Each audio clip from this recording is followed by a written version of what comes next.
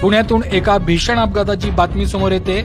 या अपघातामध्ये तब्बल 8 जण जिवंत जळून खाक झालेत। पुणे बँगलोर महामार्गावर नवले पूल परिसरात गुरुवारी सायंकाळी झालेल्या भीषण अपघाताने पुन्हा एकदा परिसर हादरलाय। 2 कंटेनर आणि एका कारचा झालेला जबरदस्त अपघात, काही क्षणातच 8 जण जिवंत जळून खाक झालेत, तर तब्बल 20 ते 22 जण जखमी झालेत। सायंकाळी 5:30च्या सुमारास कात्रज बोगद्याकडून दरी पुलाकडे येणारा एक कंटेनर उतारावर भरधाव वेगात जात असताना अचानक त्याचे ब्रेक फेल झाले। नियंत्रण सुटल्यानं या कंटेनरने समोर असलेल्या 8 ते 10 वाहनांना जोरदार धडक दिली। धडकेनंतर कंटेनरच्या डिझेल टँकला आग लागली आणि काही क्षणातच आगीचे लोट आकाशात झोपावले।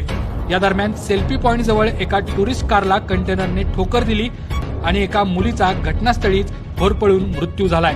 कंटेनर चालक आणि त्याचा क्लीनर यांचा देखील आगीत होरपळून मृत्यू झालाय। अत्यंत भीषण असा अपघात पुण्यातील नवले पुलावर झालाय।